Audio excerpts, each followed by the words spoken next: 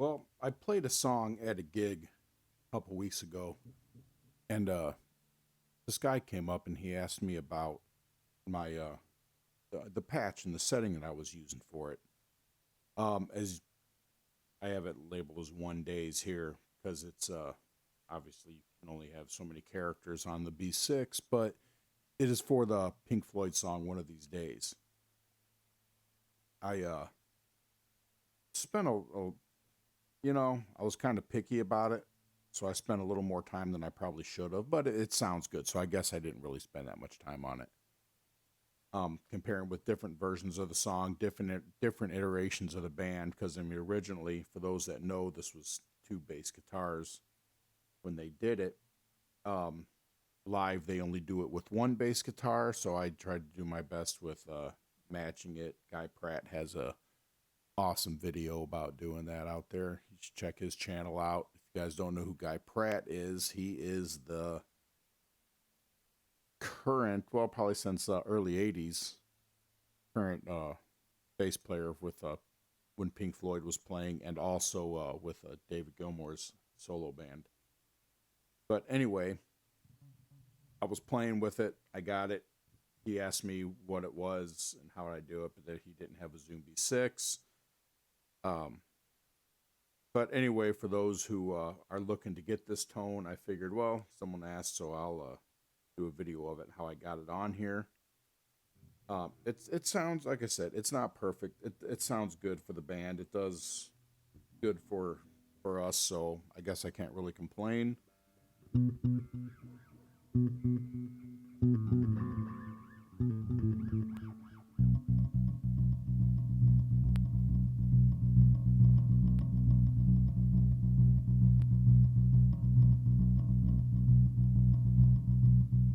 I mean, it could be better. The key to this is getting your finger timing correct. I've got the delay pretty much how damn near spot on for what I hear, but it's really just getting your fingers in it. It's about 6:30 in the morning here where I'm at, so it's a little early. Haven't warmed up or anything, so a little stiff.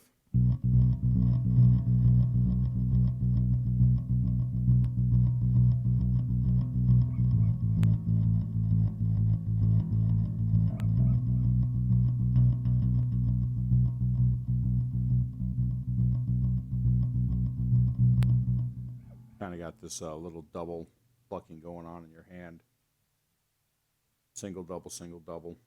Um, I Yeah, I said that wrong. I don't know. I play it, I just never say it right. Anyway, for the most part of the song, that's it until you get to like there's a bridge section, and I have it to where I will run these both of these pedals. You can see I have the delay signed here. In the first two, I have this the phase distortion and the tremolo. I'll basically just get my foot and I'll stomp those two at the same time.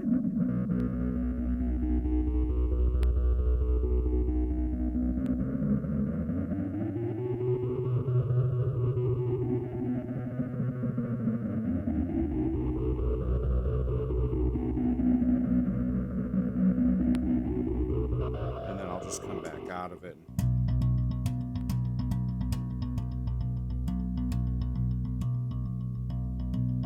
But if you know the song, you know what it is.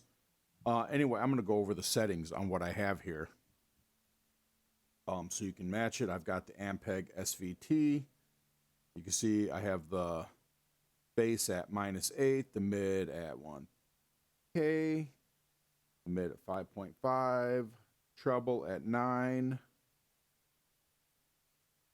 The gain I have at 30, the ultra I have it off. Um, you know, Playing with this, depending on what bass I'm using, um, I will adjust that. Certain It just depends on the bass. I have different preamps on the basses, and whether I go with a passive or active bass, I will change that because that will affect it pretty good. I got the volume at 71. Then I'm going to obviously I run the SVT 810. I have the first mic set at 70, the 57, the second mic at 60, the bottom right in the middle at 50, and the balance I keep at 100%. I do have that at the end of the chain. Standard, so for the most part of the song, so you have your amp, you have your cabinet. Let's go to the delay, because the delay is always going to be on. I have the time delay at 295. I've read online a lot of people run 300 of it. I sat down and just played it, had the song on a continuous loop. I took a section of the song, I put it into Studio One, I played a loop of it, and then I just sat here and just kept playing this. I played a bass note and put it on a loop, and I just kept adjusting this, reamping it in until I had it match. And 295 is what I came up with. The feedback I have set at 30, the mix at 70, and the tail I have off, because you really only want that, like, I'm going to say 5 to 6 notes afterwards, like that. Bum, bum, bum, bum, bum, bum. Bum, bum, bum, bum, bum, bum. It's more like a 5. You can hear 6 depending on where you're listening to it. But that's where I keep the delay set. The delay will always be on. Then for the bridge, when I select in with effect 1 and 2, because I have effect number 3 there, the phase distortion, the mode I have it on is at a 3, the rate at 0, resolver at 10, and the volume at 100. Back, let's go to the tremolo here. I have the wave at a square wave, 99 for the depth, rate of 47, and the volume at 80. And that's pretty much gets me a good, solid, it sounds good in the song. When you get the full band playing, it sounds really good, especially whenever you're kicking in that phase and distortion on there with everything, and the whole band gets quiet, and you just have that echoing out through a place, especially if you're in a good-sized theater. It just... It shakes and rumbles the whole place. I mean, that's what I was going for. It's a little more intense than what's on the album, but I was going for what really shook the place and had people into it. It then come out of it. It's actually when the whole band comes back in, it actually comes out a little mellower and quieter, even though everyone's full bore on it. But it sounds good. I think it works great. You can obviously play with everything. Anyone always does. Depending on your bass, it's a little different. Like I said, this is I'll just keep moving that from 70 to 71 so it stays on. I haven't had to invert the phase on that. The only time I've really had to do that is if I'm running this through an amp with I'm running the XLR into front of house, and I'm running the 1/4 inch out into an amp so I can monitor myself. I might mess with it every now and then just so it doesn't mess with the monitors. It's a weird low rumble noise. It almost sounds like on stage. The high I have up pretty good just because of the last room I was playing at with this. Mid and bass. This stuff I really just set individual to whatever room I'm at. You know, I have everything set. Come in here, dial that in, dial the bass in. I always keep the bass flat, dial that, and then any little adjustments I need on a song, I'll just use the bass for.